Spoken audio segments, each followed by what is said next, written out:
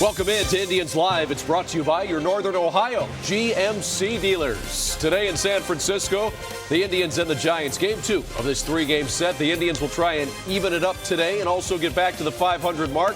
They've got their most consistent pitcher on the hill this season, Zach McAllister. He'll take on Tim Lincecum, and all the action is right here on Sports Time Ohio. Hi again, everybody. Welcome into our studios in downtown Cleveland. I'm Al Pulowski. This is Jason Stanford. We've got so much on the show today, including Stanny showing how to bunt, how a pitcher's supposed to get it done. That's coming up. Plus, Trevor Bauer has made a special request on Twitter. What is that? That's also coming up in just a few moments here on the show. But first, 3 things you should know about today's game. The Indians and the Giants first up under the sunlight. 12 of the 23 games have been day games in the early going. The Indians, so-so, 5-7 so far. Well, and it's tough when you play night games consistently, and you're used to that over the last couple seasons, and then you come into the early part of the season and some of your games are at home. You're going to play those early games because of the weather. Second thing you should know about today's game. The Giants are not necessarily a good hitting team. They've got a .234 team batting average. That's 24th in the majors, but 28 home runs is tied for 4th in the league. Well, we saw it last night. Mike Morse had a great swing on an 0-2 pitch, got a fastball he can handle, drove it out of the ballpark. So you got to make sure you keep these guys in the ballpark, especially. And finally, Zach McAllister, who's had 4 starts this year. They've all been pretty good ones. He's gotten better as he's gone on. Now look at his career against National League teams. Very good. Extremely good. And so far, he's 1-0 this year. He beat San Diego earlier in the season. The biggest thing, though, in the National League games when you're playing on the road is not walking guys and making sure that you keep guys off the base. He only has 3 walks in his career against National League teams. All right, so Zach McAllister on the hill today to try to get that win for the Tribe and even up this series with the San Francisco Giants. Well, speaking of Zach McAllister, let's take a look at our Subway Fresh Play of the day. We'll go back to his last outing against the Kansas City Royals. He got the win, 6 innings, gave up 3 runs, just 2 earned. And again, Jay, all over the plate. Extremely consistent with his fastball of late. His last 3 starts extremely dominating with that fastball, using the breaking ball, using the changeup. When you get ahead of hitters and you make them hit your pitch, you're going to be in a good place for the most part. Let's take a look at some numbers on the Zach McAllister winning streak. He's won his last 3 starts. The Indians are 4-0 when he starts. Here are the numbers. They're impressive, especially that ERA. When you keep guys off the bases and you look at the walks down there, the strikeout to walk ratio is great, but you're also limiting the base hits. You're doing a very good job of going strike 1, strike 2, making these guys hit your pitch. It's awesome. I think with Zach McAllister, too, Jason, coming into this season, people would say Zach McAllister needs to be that strong, consistent innings eater, and that he's been.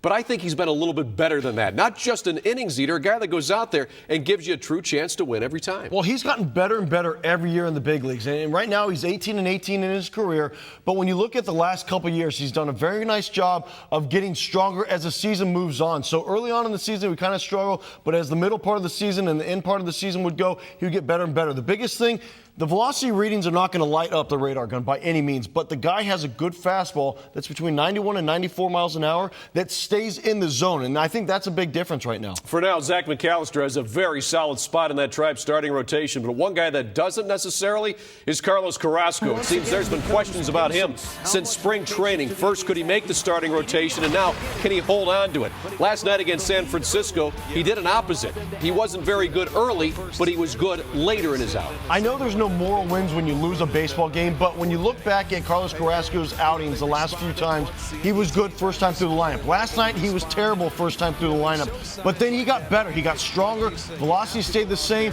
He talked about it last night about really focusing on that front side and that front arm of getting it there, and the velocity did. It got better and better as the game moved on. Well, some folks think that Carlos Carrasco, his spot in the rotation is tenuous. I guess that would be fair to say, but I think it's also fair to say that going off of last night's start, you clearly have to give him another one. Well, you do. And Terry Francona is going to do that. He's going to stay with this guy until he proves that he can't be in the starting rotation. I know the fans don't like to hear that, but when you have a guy that's really good with velocity and is really understanding how to pitch now with that, I think there's going to be a big difference. He's getting better and better. Even though those numbers aren't showing it, He is getting better. Well, one of the reasons why is because Trevor Bauer's been outstanding in AAA Columbus. Now, something interesting about Trevor Bauer. He said this on Twitter yesterday. Please stop tagging me in negative posts about my teammates. We all do our absolute best for the team and fans. Please have some respect. I thought this was a nice sign of maturity from Trevor Bauer. He's saying, hey, you know what? We're all teammates here. We all want the same things. Well, and Bauer wants to be up in the big leagues in the worst way. He wants to be pitching. He wants to be part of this five-man rotation. But to have some maturity and to come out and say that, with Twitter and with all the multimedias that we have this year or over the last couple of years is a huge difference. It's a huge response in his part because a couple of years ago when he was with the D-backs, Montero did not like him, and he came out and said, hey, this guy's not a team player and all this other stuff. But Trevor Bauer's doing a very nice job. Let's move from pitching to hitting now. One of the problems for the Indians this year, it's been off and on, but it's hitting with runners in scoring position. Last night, the Indians just 1 for 9 with runners in scoring position. Now, the flip side of that is, like Michael Brantley showed you here, a couple of times with runners in scoring position, they had line drives. He did, Cabrera did, they were caught. Well, when you have perfect positioning, and the Giants don't play the Indians all that much, especially when you look at the interleague. But when you get guys on base and you're trying to hit that ball as hard as you can, and they did a good job, they just have nothing to show for right now. Well, this is something the Indians need to improve upon, hitting with runners in scoring position. Overall, their team batting average right now is at .241. So in general, this team has to become a little bit better hitting club. Yeah, they do, and they need to change their approach a little bit. I'm not saying go and try to reinvent the wheel, but when you look at this lineup right now from top to bottom, they have some guys that are hitting the ball extremely well. They have a lot of guys, though, that are struggling, too. You have to keep it simple. Look at Michael Brantley, how simple he keeps his approach. He's had a great season so far. David Murphy had a great season so far. Lonnie Chisenhall, very nice job, but you have to make sure that you do that with guys in scoring position. Hey, Stanley, what kind of bunter were you? Were you any good? I was a solid bunter. Really? I was. That's about the only thing I could do. Now we're going to find out for sure coming up next when Jason Stanford tells us how pitchers can help themselves. So you can help yourself if you were pitching. Very much so, and I did. Okay, we'll find out. Keep it right here as Stanny steps out from behind the desk. We've got a demonstration in studio on Indians Live.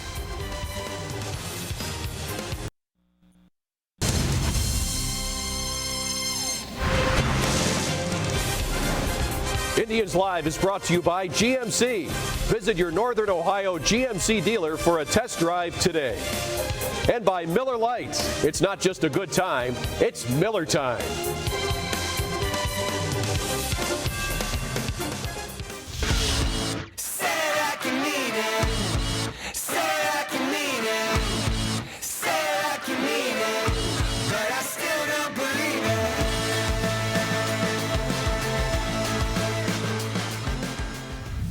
Welcome back to the show. Of course, we all know that the pitcher's main job is to get out other hitters.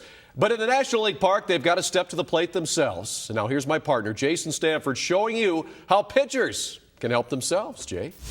Al, you're exactly right. So when you do look at American League pitchers, and they really struggle for the most part in National League ballparks, the one thing that they can't control, though, is being able to lay down a good sacrifice bunt, making sure that you can move those base runners over the best of your ability to get it back to the top of the lineup. So to demonstrate that, I want to show you exactly how to lay down a perfect sacrifice bunt.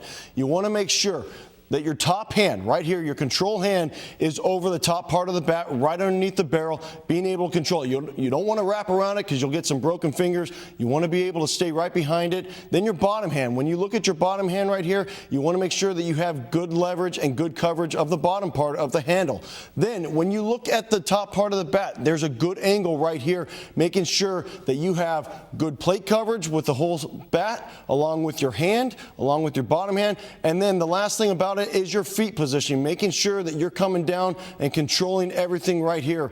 And when you are able to do that and you keep the leverage of the bat, you keep it out in front of the plate, you can have good plate coverage, lay down a perfect bunt, whether it's down the third base line or the first base line, to get those guys over, to give the rest of your team an opportunity to get those runs in. We're going to take a look now at making sure that Asdrubal Cabrera did exactly what I just spoke about. You can see right here, he's got good plate coverage. He's bunting for a base hit, lays it down the third base line. Perfect. The only play Guthrie has is to get him out with bare hand. We stop it right here. You look at the arrow, perfect hand positioning. You look at the line on the bat, perfect angle.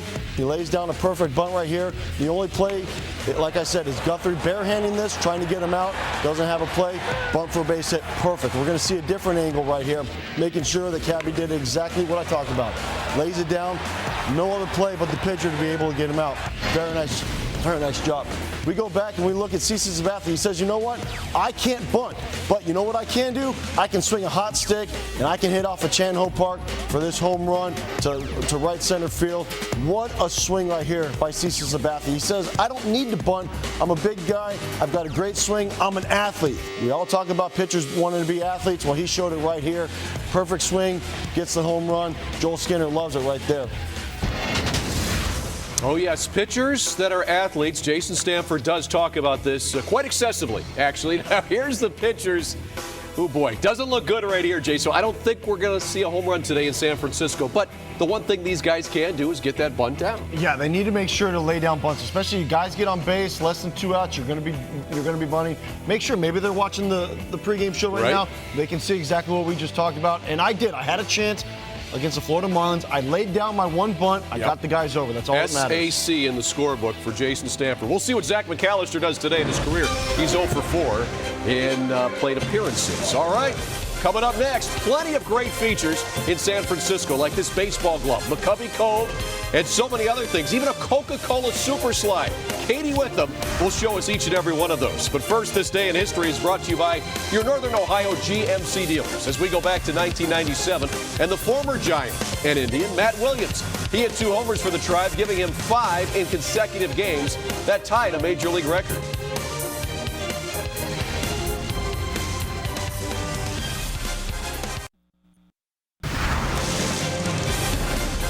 Indians Live is brought to you by GMC.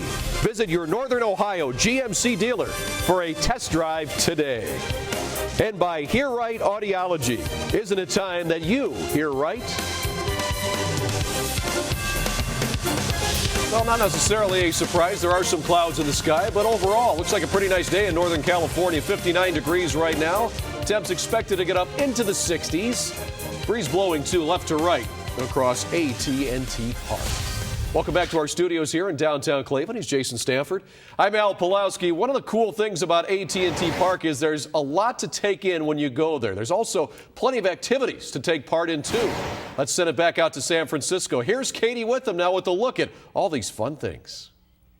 Well, Al, Jason, this is our first interleague series on the road, and in my opinion, it couldn't be in a better ballpark. AT&T Park has shot to the top of my all-time favorite list, not only from a scenic standpoint, but from a fan's perspective. The amenities, the access, and just flat out the things to do here are second to none. Now, as you can see, I'm outside of the ballpark right now in what's known as McCovey Cove. It's named after this guy right here, Willie McCovey, a Hall of Famer and a legend in the San Francisco area. Now, a lot of times when you watch a Giants game on TV, you'll see people in boats, kayaks, paddle boards out in McCovey Cove right here. They'll have fishing nets, even trying to catch a home run ball in what's known as the splash zone. But it's not just fun out here. There's so much going on inside of the ballpark. Let's check it out.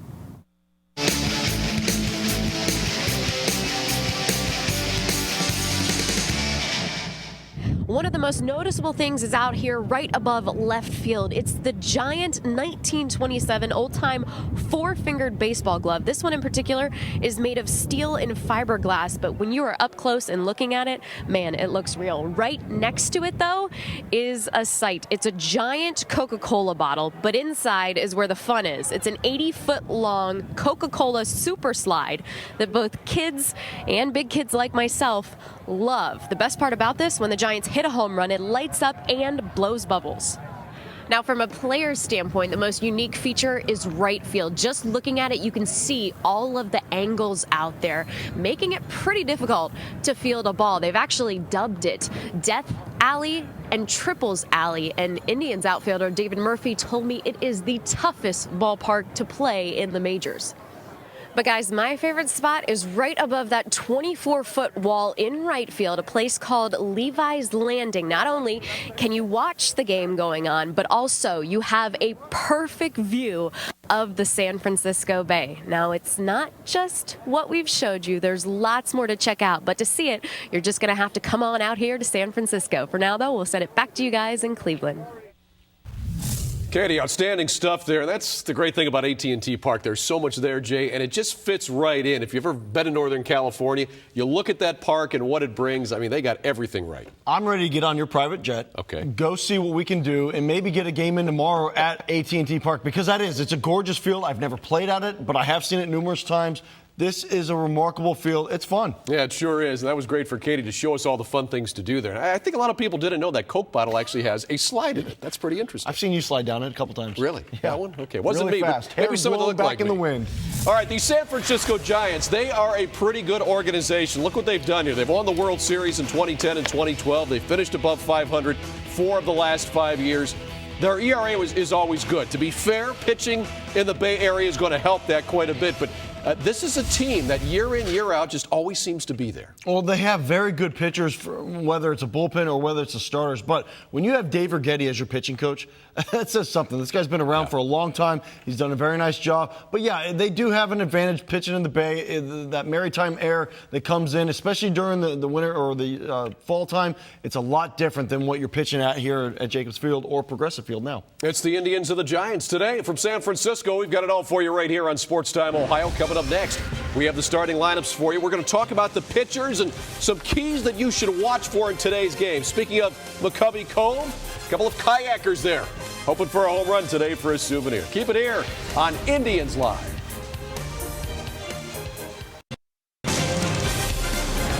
Indians Live is brought to you by GMC.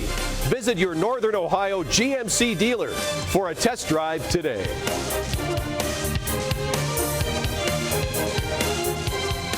Headlines for Major League Baseball today. How about Jose Abreu last night? He had the walk-off grand slam in the ninth inning. He's got 9 homers after those 2 last night. That is the most by a rookie before May. Chris Davis, pretty good there. Pretty good line. I'll be out 48 to 65 weeks. And then Francisco Rodriguez. We're very happy with John Axford in Cleveland. Think how happy Milwaukee is right now with K-Rod. K-Rod has done a great job coming over there and resurrecting his career. Yeah, he sure has. And, boy, talk about Jose Abreu with the Chicago White Sox. He is quite a right-handed bat. Welcome back here to our studios.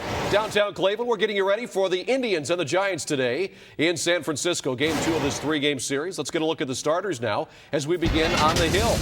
And on the mound for San Francisco is Tim Lincecum. A lot different look there from what we're used to seeing when he had all those successes with the somewhat mullet. And he's got the mustache now. The hair is a little bit shorter, but he's been struggling. He has not gone past the 6th inning in any of his 4 starts this year. He did get his last win, though, his last time out. He cut his hair and put it on his face. That's what happened. Is that what that is? Okay. Exactly. So he's trying to go back to the 70s look. But when you look at Tim Lincecum, his velocity has gone down. He used to throw 97, 98 miles an hour when he was going good with the dirty breaking ball. Now he's down to 90 to 93. So big difference. He's really struggled in giving up hits. Indians lineup for you, 13th in the American League with the team batting average of .241. It's higher than the Giants. But here's the other problem. You go to a National League Park, Jay, you lose the designated hitters, so that's going to make it even tougher today to get things going. Yeah, it really is. And last night we saw for the first time the bottom half of this lineup did not produce. Bottom 6 spots, 0 for 21 last night. That needs to change today. Yan Gomes is the lineup, David Murphy. Those 2 guys right there alone need to help out Zach McAllister. And Zach's got a bunt like you showed him in the pregame show. That he does. All right, here's Zach. He's been great so far this year for the Tribe. He's been their most consistent starter. He's won 3 games in a row. During that time, his ERA is 1.37. His whip is .92, and opponents hitting just .205 against him during that winning streak. Z-Mac is going to love pitching in this ballpark, especially during the daytime. The ball does not carry all that much during the daytime. When you look at Zach, though, pound the strike zone with your fastball inside and out. Use that breaking ball. Use the changeup today against this hitting lineup. The one danger with the Giants is the long ball, but like you said today, it should be tougher for them to do that. But batting average-wise as a team, they're at .234. That's tied for 11th in the National League. Well, last night, the top 2 guys, Pagan and Pence, were 4 for 8 with 3 runs scored. Today, limit that as best you can because the rest of the lineup was only 3 for 25. Carlos Carrasco did a very nice job with the bottom half of that lineup. Z-Mac needs to do the same thing. All right, 3 keys now for an Indians win today. It's the GMC On Deck Circle. It's brought to you by your Northern Ohio GMC dealers. Let's begin with the same old, same old. We're talking about Zach McAllister. The Indians are 4-0 when he starts. Personally, he's 3-0, so continue this winning streak. What happens is a pitcher gets on the mound, good tempo, good flow to the game, defense wants to play behind him. That's what we've been seeing so far this season. Z-Mac goes out there, he pounds the strike zone. He gets strike one, strike two. That's why they like doing the 4-0 dance. Second key for the Indians today, score first. They didn't score first last night. They lost. That's been a trend so far for the Tribe. They're 8-4 when they score first, so do that today. Response runs, that's the biggest key to winning ball games. Putting up a zero, Z-Mac has done it so far this season, but the offense needs to show up a little bit more. One run's not going to cut it. And you talked about the top of the order for San Francisco, Jay, and for the Tribe yesterday. That's the only production, top of the order for both sides. Well, between Pagan and Pence, they were 4 for 8. They scored 3 runs. They knocked 2 runs in. It's quite simple. Limit these guys today. Z-Mac should be in good shape. Yeah, Zach saw last night what was not working. Fastballs over the middle of the plate, breaking balls that were hanging. So for Zach today, limit that. Go out and go after him. Pound their fastball in on their hands. I think you'll see a lot of success. If you can get that ball in on these guys' hands, you'll be all right. Jay, pitching a National League game, something that you did as a member of the Tribe. Is there any different mindset for these guys versus an AL game? I think it's a little bit different. The mindset's not going to change, but when you look at the 7, 8, and 9 hole hitters, especially the 9 hole being the pitcher, it's a little bit easier. You don't want to take your foot off the gas, but you want to make sure to get those guys out. You can't let those guys get on base because the top of the lineup does what they do. All right, that's a wrap for Indians Live. Thanks for watching. It's brought to you by your Northern Ohio GMC dealers. Coming up next, the Indians and the Giants, Game 2 of this 3-game series. Matt Underwood and Rick Manning have the call. For Jason Stanford and Katie Witham, I'm Al Pulowski. Thanks for watching. We will see you after the game. Have a good one.